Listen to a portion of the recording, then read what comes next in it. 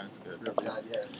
All right, guys, let's learn. So this week's Parsha Bamidbar, the Torah tells us that Moshe Rabbeinu was commanded by Hashem to count the Jewish people. Right? Mitzvah in the Torah to count the Jewish people. So the way the Torah introduces that mitzvah is the following: Vayidaber Hashem el Moshe, that Hashem said to Moshe, Bamidbar Sinai Lamar, in the desert of Sinai, saying to count the Jewish people. So the pasuk over here gives us an introduction that the mitzvah of counting the Jewish people was given where? In the Sinai, in the middle of the desert. So the obvious question is why? Why is it? What's the Torah trying to tell us with this, this piece of information that it was given in Midbar Sinai? The Jewish people until now were in Midbar Sinai. Everything that was going on in Chumash until now was in Midbar Sinai. Why do you have to tell us now? So the Medrash says the following thing in this week's parsha. The Medrash says, "Vayidaber Hashem el Moshe b'Midbar Sinai." The mitzvah was given in the Midbar Sinai. So the Medrash says that Kol mi she'ena oisa atzma k'midbar hefker eina yochel liknos es hachachma. The pasuk is telling us the following message, the following hint, that the only way a person could truly merit Torah, could truly merit to be considered a Talmid Chacham, someone who acquires wisdom, is only someone that makes himself like a desert. That's what the pasuk is trying to tell us. That the only type of person that could become a tzaddik is someone who makes himself like a desert. What does it mean? On a simple level, it means to be humble, like a desert that everybody walks on, not not prime real estate in the world.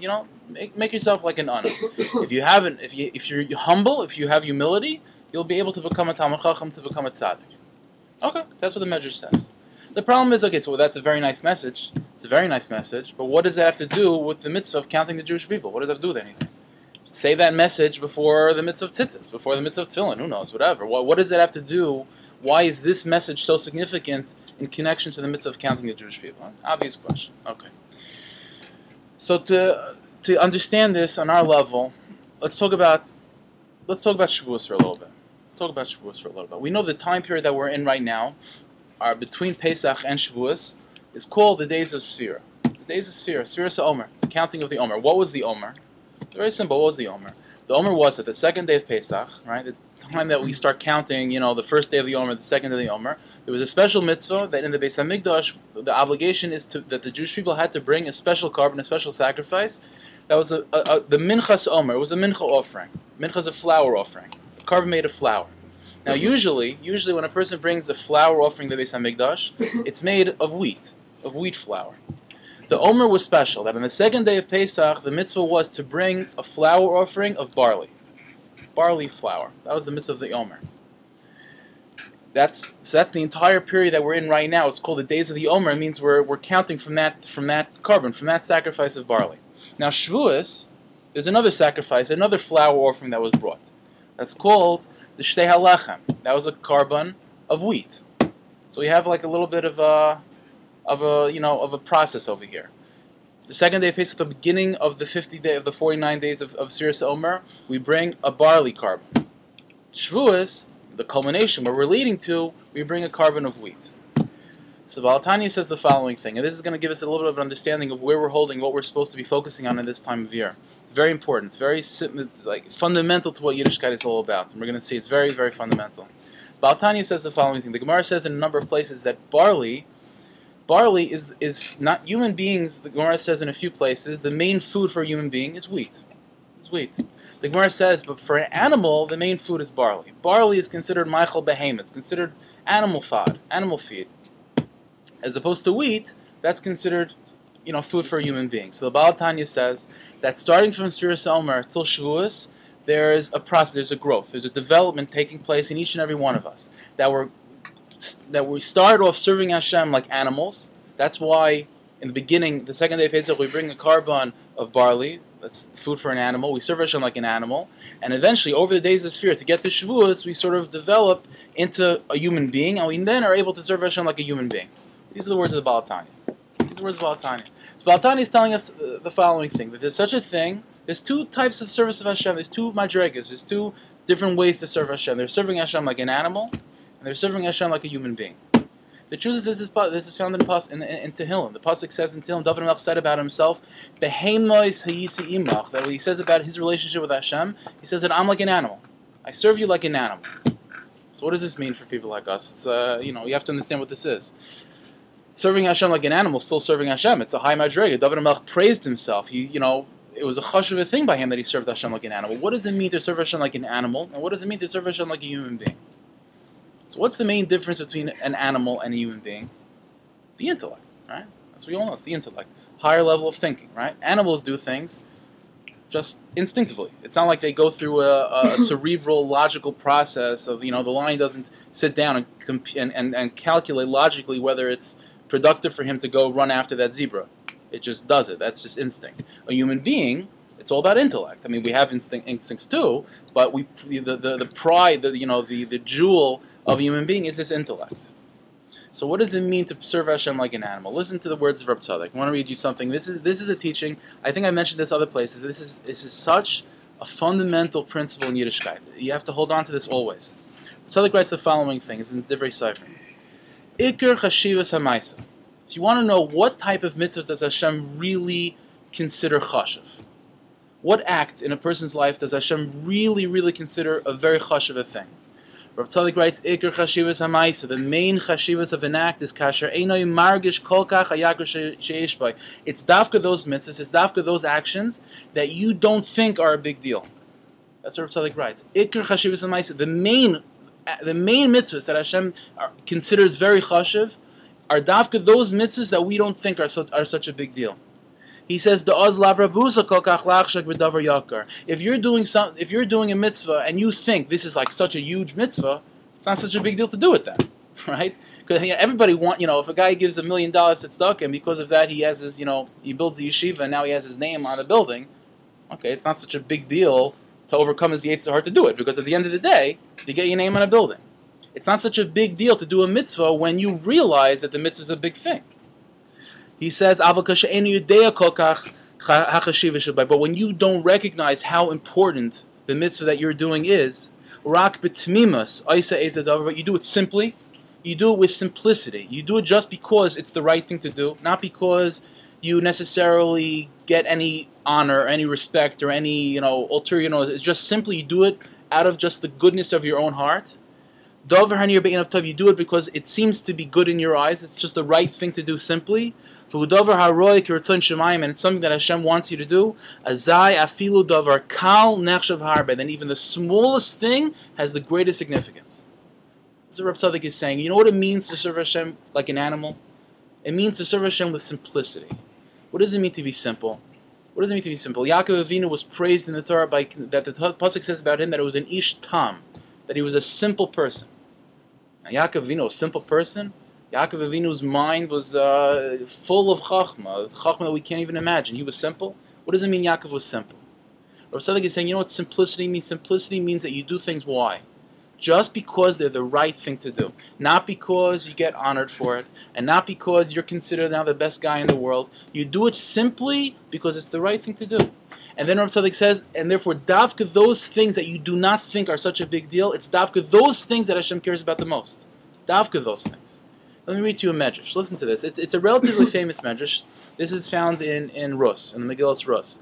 The pasuk says over there, it's a whole story, but the pasuk says that when Rus, or Gioris, right, when she was very, very poor, Gioris not very chashav at all, and Boaz was the Rosh HaSanhedrin, he was head of Sanhedrin, he was the Gadol Hador, the greatest Jew of the generation. So Rus, the little Gioris with no background at all, finds herself in the company of Boaz. And the pasuk says about Boaz, "V'yitzbak lo Kelly," that he gave her. She was very poor, so he gave her some, popcorn. It was like some you take kernels of wheat in the oven and they toast up. That's what he gave her. Very cheap stuff, not a big deal. He gave it to her to eat, and she ate, and she was satisfied, and she even had some left over to bring home to her mother-in-law. That's what the pasuk says. So the medrash says, why does the pasuk go out of its way to tell us this seemingly insignificant act of tzedakah? I mean, it's not a big deal. You take out $1, whatever. How much was this stuff worth already? It wasn't like a big Mesiras Nefesh on Boaz's part to give this stuff. So listen to what the Medrash says. Amar Rav Yitzchak Bar Muryan. Rav Yitzchak Bar Muryan said, Ba kasav l'lamdecha. The pasuk is coming to tell us the following lesson. Shem Adam Aisa Mitzvah. That if you're about to do a mitzvah, Ya'asena b'leiv of shalom. Do it with a full heart. Do it with a complete heart. Medrash says, She'ilu ha'ya Ruven Yodea. Medrash goes on to explain. If Ruven would have known, the son of Yaakov, if Ruvain knew Shakadosh Baruch Hu Machtivov, that the pasuk would write about Ruvain for all of eternity, the pasuk would write about Ruvain, V'yishma Ruvain v'yatzilei miyadam, that Ruvain, when he heard that his brothers were trying to kill Yosef, he planned to try to save Yosef. If he knew that the pasuk would have wrote that down for all generations, that he had the thought of saving Yosef, he would have just he would have done so much more. He would have jumped into the pit, picked Yosef on his shoulders, and ran to his father. The Medrash goes on to explain. We'll explain what this means. If Aaron knew Shakadosh Baruch Hu Machtivov, that the Torah would write for all eternity the following event, act in Aaron's life, that he knew Yotzlik Resecha, that Aaron was not jealous of his brother Moshe when Moshe was assigned to save the Jewish people, and Aaron was not jealous. If Aaron knew that the Torah would write about him that he wasn't jealous, he would have made a parade to go escort Moshe Rabbeinu. He would have done so much more. And if Boaz knew about Rus, if he knew the Torah would have wrote about him, that he gave a little, some kernels of wheat to Rus for tzedakah, then you know what he would do? He would have given, if he knew that the pasuk would have write that about him, he would have given tremendous meals to Rus. So Rav Tzadok explains, what is this Medrash saying? The Medrash is saying the following thing. Dafka these acts that Ruvain and Aaron and Boaz, if you ask them at the time, is it a big deal that you're right now planning to save Yosef? Is it a big deal that you're not jealous of your brother Moshe? Is it a big deal that you're just giving some wheat to this Giyaris? They would have said, this is the most insignificant act of my entire life. I've done so much more. I finished Shas 50 times. My Shemona Esrei is an hour and a half long. I give $1 million to tzedakah. These are the most insignificant things. But says the Medrash, it's dafka these things that are written about them for all eternity. The pasuk doesn't tell us once about Aaron HaKohen's Shemona Esrei. We have no pasuk telling us Aaron HaKohen, the first Kohen Gadol, I'm sure his davening was unbelievable. We have no mention in Tanakh about the greatness of Reuven's tshuva, when he did tshuva for his averos. It doesn't tell us anything about Boaz's learning. The only thing that the Torah records about these tzaddikim was dafka these acts that if you asked them, they would have said it's the most insignificant things in their lives. Listen to what Rav Tzadok writes about this Medrash. He says, the Zen Nikr B'Leiv Shalom, it's dafka because they didn't realize that these things are such a big deal. It's dafka because if you asked them, they would have said these things are nothing. Zen Nikr B'Leiv Shalom, that's dafka the reason why they did it with a complete heart. Why? Because if you think that it's a big deal, then you're not doing it completely altruistically. You're not doing it just because it's a good thing. You're doing it because there's a little part of you that wants to get respect from it. What are the mitzvahs that a person does with a complete heart, with simplicity, with 100% pure intent? It's dafka those mitzvahs that you think are nothing. It's dafka those mitzvahs. So Rav Tzadok writes, that idea, that will to do just the right thing, to do what Hashem wants, that's the most chashuv thing. This happens so much. Sometimes we could fool ourselves into doing things, and a person can even think that he's doing it for the right reasons, but really he's doing it for his own self. There's a famous story. I don't know how famous it is. There's a story, let's say. The Baal Shem Tov said the following thing. He said that there was once a person in a certain village, and Baal Shem Tov said he knew this with Ruach HaKodesh. There was a certain person in a certain village, and this guy was not very well educated. He went to cheder like everybody else. He learned some chumash, some basic halacha, but nothing too fancy. And he knew from the time that he was a little child that Avram Avinu, the one mitzvah that Avram Avinu was the Torah talks about is what? Is Achanas Archem, that he would always take in guests, right? That's the big thing. Avram Avinu was very, very much into taking guests. So this guy, from the time he got married, he decided a tremendous thing. He said, he took upon himself that he's not going to make Kiddush on Shabbos, Friday night, until he has at least one guest in his house. It's a beautiful thing. Beautiful minute. Okay. So he's going like this for a couple of years, and it's working well. He always finds in shul a guest that needs a place to stay, and he only makes Kiddush after he invites the guest to his house. So one Friday night in the middle of the winter, he goes to shul, and there's no new faces. No new faces, no guests in town. Okay. So he goes home, he's hoping that maybe, at some point someone's going to wandering down the streets, maybe a poor person, a homeless guy, whatever, he'll be able to invite him in. It's going. There's no one there. There's no one coming. It's a half hour passes, an hour, 2 hours. Not much waiting. There's no guests.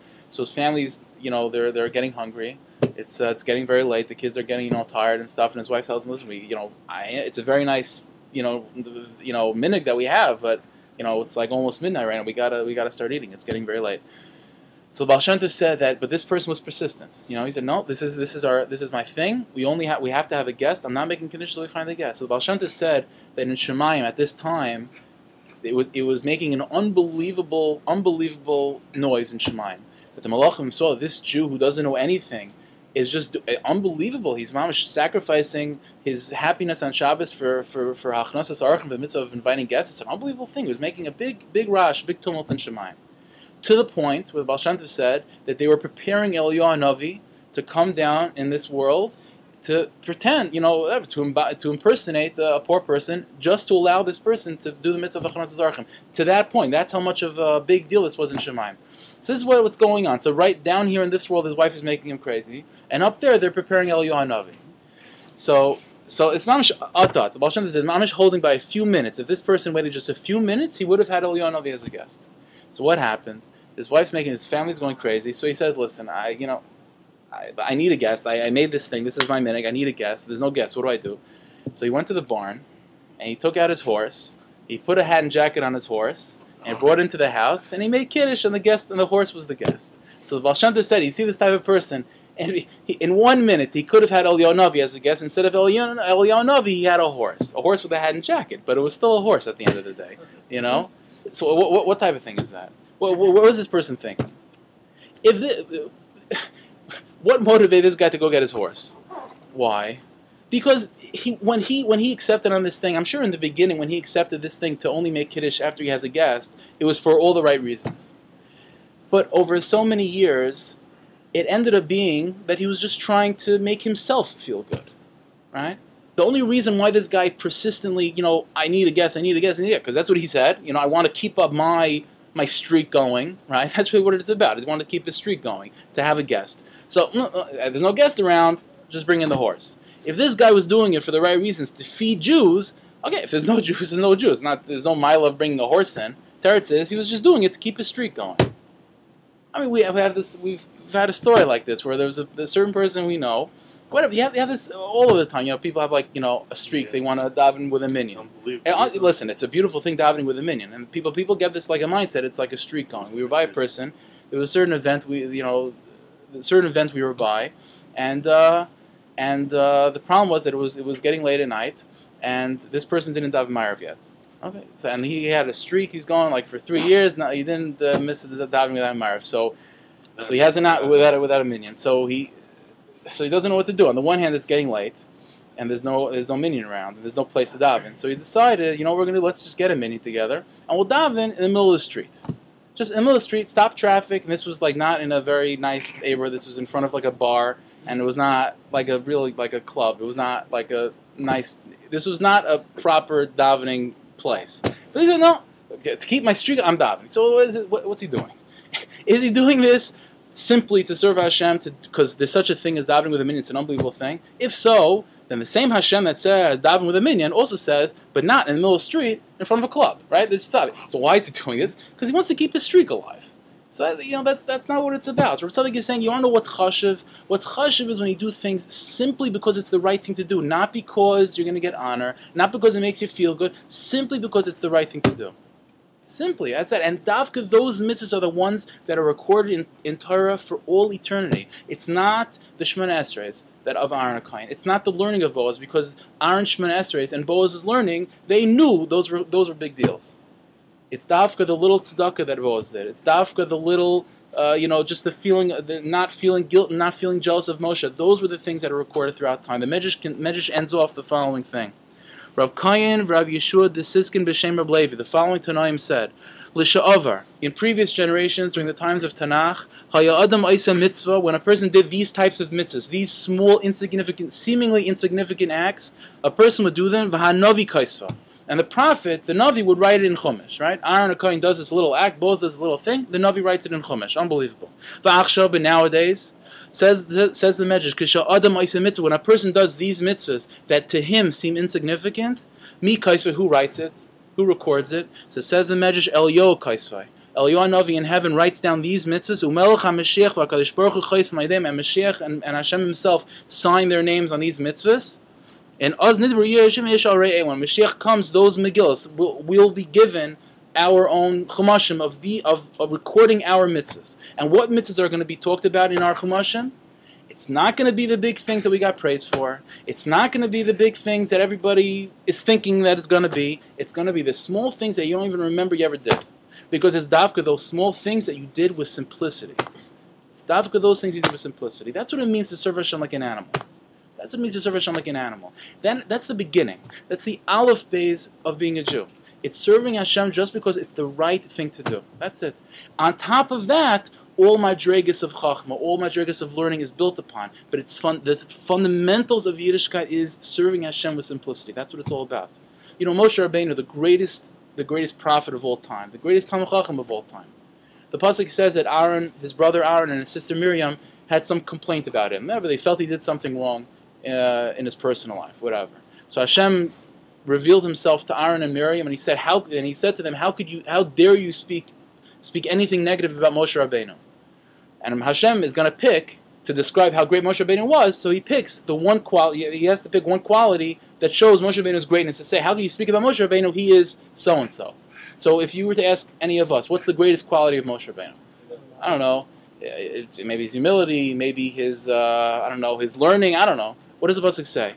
How could you speak about Moshe Rabbeinu? B'chol beisi, in all of my house, from the entire Jewish people, nemanhu. He's faithful to me. That's what the pasuk says. Of all the midas of Moshe Rabbeinu, the pasuk singles out his faithfulness. What does it mean? What does that mean? His faithfulness. That's what it means over here. Someone who's faithful means that he serves Hashem like a simple servant. That's what it means. A servant, if you have a worker, right? You have workers. One is working his job simply to make the boss happy, and simply just to keep the business afloat. Then he's the guy you're going to trust, right? He's the faithful servant. He's the faithful worker. It's the guy who has all the ulterior motives that eventually wants to take over your job. He's the guy that you don't trust, right? So what does it mean that Moshe Rabbeinu is faithful? Means that Moshe Rabbeinu served Hashem with simplicity. It means he did things because they're just simply the right thing to do. Because Hashem told me to, that's why I do it. That's it. That's the greatest quality of Moshe Rabbeinu.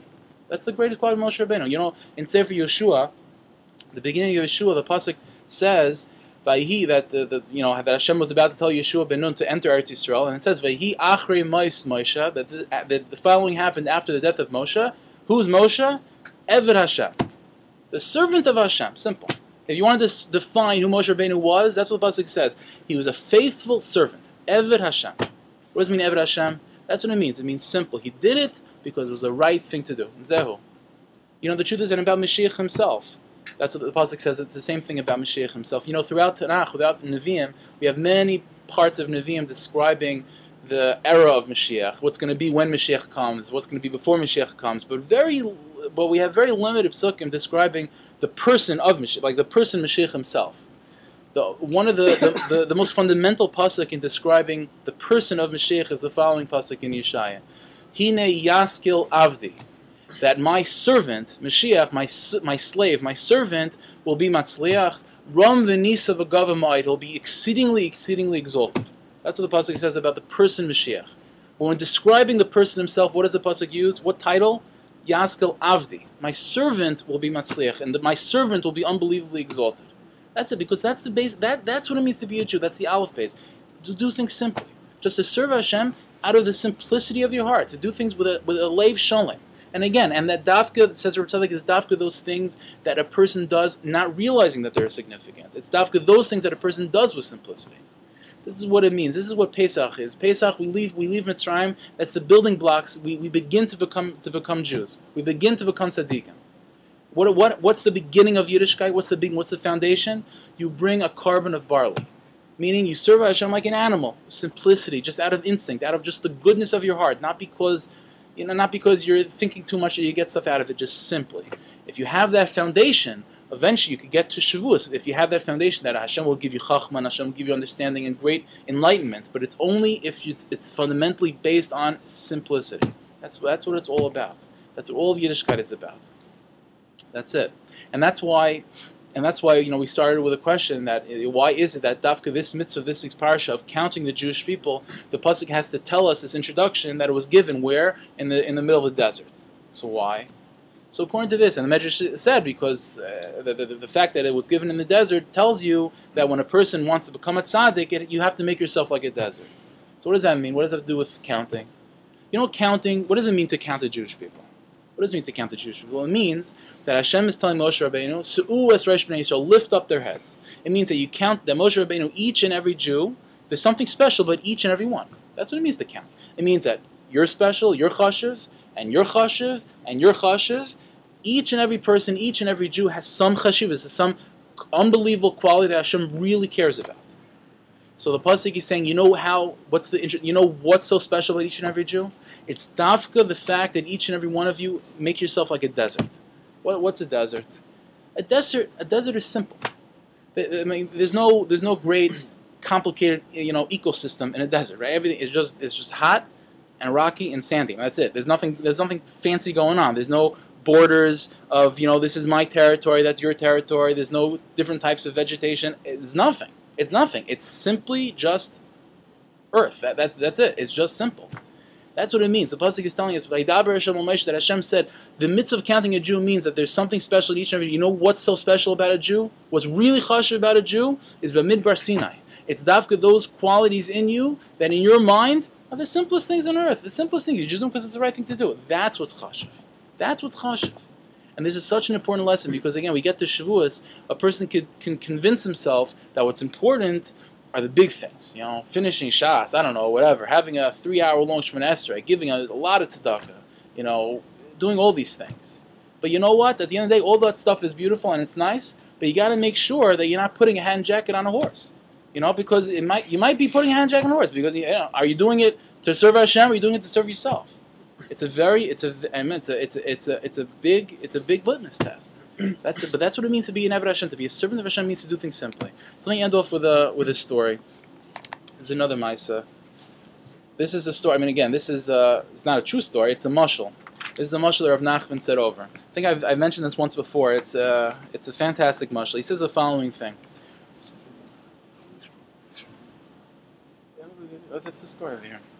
The story goes like this. There was once a king, and he went with his entourage, with his servants and ministers, the chashuv people in the kingdom. They went to go on a hunting trip. So he says that while they were hunting, while they were out, it started like a torrential downpour just started all of a sudden. Without any warning, it started raining really like crazy. Like mamish and mabel. It was mamish dangerous. And again, in those areas, it wasn't like paved roads and stuff. It was all dirt, and you could get like mudslides. It was really dangerous. So what happens is, after it's all raining, and they see that it's really getting dangerous, so all the ministers, instead of the whole time they're thinking protect the king, protect the king, protect the king, now that their own lives are at stake, everybody forgets about the king, and every minister and every chacham, every philosopher over there runs and just takes care of himself and tries to hide himself, and the king is left without any protection, and the king's life is in danger. The mamish's life is in danger. So what happens? He's sitting there in the middle of this torrential downpour, and lo and behold, just a little regular village, a little peasant is wandering by, and the king wasn't wearing his royal clothing. He was going hunting. He was wearing his regular day clothes. And this peasant sees it's just a regular person hanging out in the middle of the forest when it's like mamish dangerous. So he says, "Let me help you." He brings him into his little shack of a house somewhere in the forest, and he gives him some porridge. That's what he says. He gives him some porridge. He makes him sit down. He lets him sit down by the fire. Gives him some dirty rags that at least he had in the closet, and he doesn't realize that it's the king, but he helps this simple Jew out. And the Reb Nachman says that the king was taking immense pleasure in what this peasant was doing. So after the whole rainstorm was over and everything was done, so his ministers realize what they just did. They just abandoned their king, and they come to their senses, and they try to, now what? So they have to go find the king, and eventually they find him in this little shack. And the king and the ministers, when they come, the guy realizes that this is the king, and he was just giving him some porridge and giving him some tattered clothing. So the ministers say to the king, "Okay, let's get out of this little place. We'll, bring you back home to the palace, where dress you up like the way the king is supposed to be." So the king answers, "Chas v'shalom." When it got dangerous, when it started really raining, all you chachams, all you ministers, all you chashuv people, what happened? You just abandoned me. It was Davka, this person. He was the only one that took care of me. So therefore, because of that, not only am I not going to take off his dirty clothing, I'm not going to stop eating his porridge. I'm going to go with him, and he's going to take me on his own little rickety little car, and he's going to become my second in command. So Rav Nachman writes the following thing. Obviously, he said this in Yiddish. It was translated into English. Rav Nachman says, it says like this. that it says in the pasuk that before Mashiach comes, there's going to be a flood. The pasuk says there's going to be a flood. It says Rav Nachman, it's not going to be a flood of water. It's not going to be a flood of any other physical element. It's going to be a flood of immorality. It's going to be a flood of apikarsis. It's going to be a flood of just a coarseness. A person's not going to be able to feel anything. He's not going to be able to sense Hashem at all. It's going to be a flood, mamash, a terrible flood. And Rav Nachman says it's going to cover the highest mountains, and it's going to cover everything. I mean, even Eretz Yisrael will be full of this flood. This means that it will have an effect even in virtuous hearts. The greatest of tzaddikim is going to be affected by this flood, and it's going to be very difficult to be a simple Jew before Mashiach comes. Says Rav Nachman, there is no way to combat this with sophistication. If you think that you're going to become a tzaddik in this day and age before Mashiach comes through your intellect, through being sophisticated, by doing things because your brain says it's the right thing to do, all that, because it feels good about it, it's not going to happen. All the royal ministers will be scattered. That's it. When the flood comes, everybody's going to run in their own little dalaramas. And the entire kingdom will not be firm on its foundations. The only ones who will uphold it will be the simple Jews who recite Tehillim in simplicity. That's it. That's it. The only Jews that are going to be able to withstand the flood at the end of time are going to be the Jews that do things. Why? Because it's simply the right thing to do. And that's it. When the king doesn't look like a king, and he's not wearing his royal clothing, and there's no great reward seemingly coming to you by helping the king. If you just help the king because it's the right thing to do, you say your Tehillim, you get up in the morning, you daven, you do your thing, you serve Hashem like a simple servant. That's the way to survive. And he says, therefore, when Mashiach comes, they will be the ones to place the crown on his head. That's what Rav Nachman writes, and this is something we have to take to heart. This is what Shavuos is about. Shavuos is about taking the omer, taking the carbon of barley, serving Hashem with simplicity and carrying that through our lives. If we have that as a foundation, then Hashem will give us all the merits. Then Hashem will uplift us and give us all the great gifts that we're waiting for. But it's only on the foundation of simplicity. So if we take this to heart and we recognize this, there's no question we'll be worthy not only to survive this time, but to thrive in it and to really grow and to become true servants of Hashem. And we'll be able to see with our own eyes the great servant of Hashem coming. Amen. So Monday night.